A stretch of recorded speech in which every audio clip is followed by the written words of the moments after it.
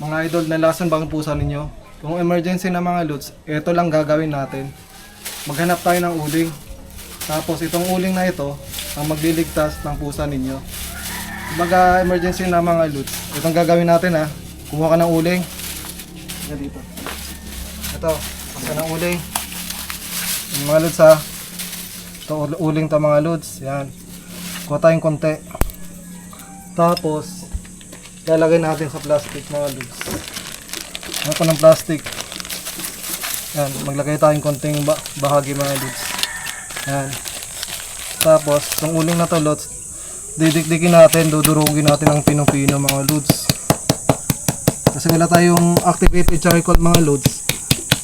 Ito lang yung nahanap natin. Kumbaga home remedy talaga siya.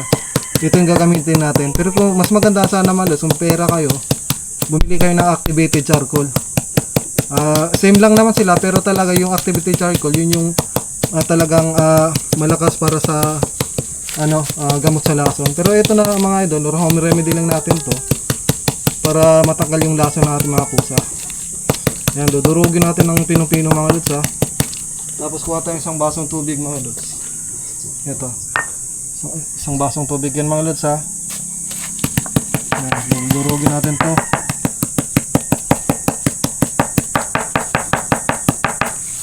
Yan. Wala nang paligoy-ligoy dito mga lods kasi emergency nga lods, di ba?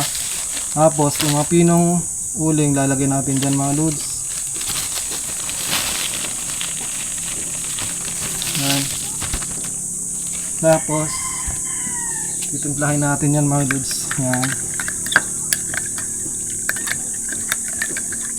Yan. Kumbaga dinurugan ng uling ito. Pinahaluin natin yung tubig tsaka dinurog natin na uling. Pagkatapos yan mga lods, mga idol, kuha tayo ng syringe.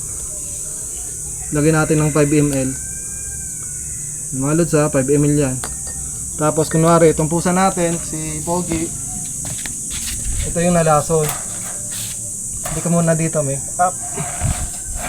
Labas ka muna ha. Papainumin natin siya mga lods ng uling at pinaghalong tubig. Kumbaga nalason siya. Painumin natin siya mga lods. Yan, ganyan. 5 ml siya mga lods. Bibigyan natin ng 5 ml every 10 minutes. Tapos 3 beses sa isang oras.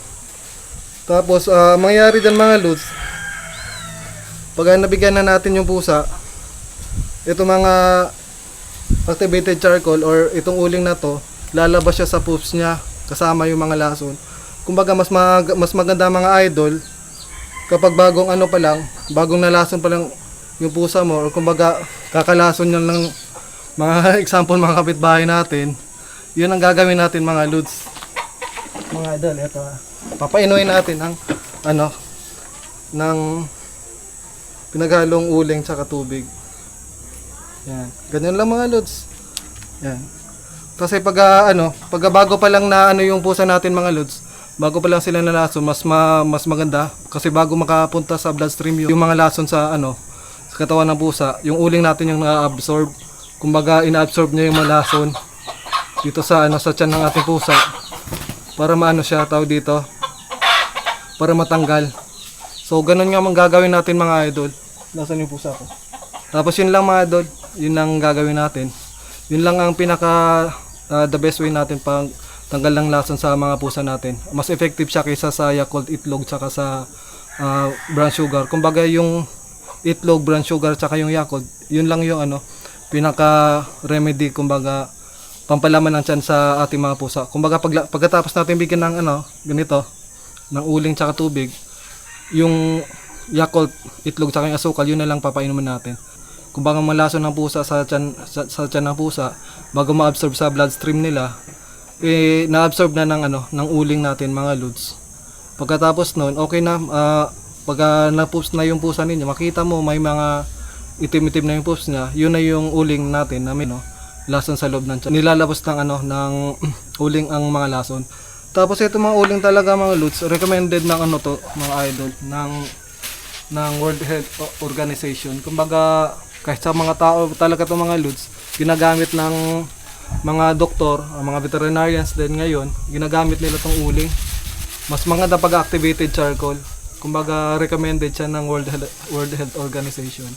Kumbaga natutunan lang din natin kung paano gamutin ang lason ng pusa. Kasi talagang subok na rin namin to mga lods, kasi yung pusa namin si Tom dati nalason din ng 3 araw, ayaw kumain.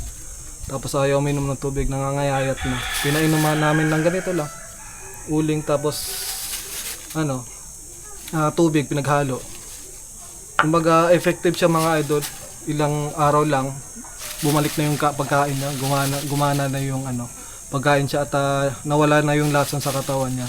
Kumbaga para sa amin mga idol is very effective talaga tong uling na to, kasi ito yung nagtulong or tumulong sa amin na magamot yung lason ng pusa, sa maalis yung lason sa katawan ng pusa namin na si Tom Tom.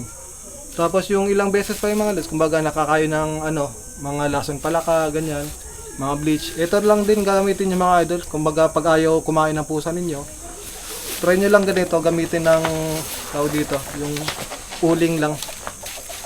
Itong uling na to mga lods, ang gagamot sa pagalason ng pusa natin. Kasi marami ding nagtatanong sa amin kung ano ang gamot sa nalason na pusa.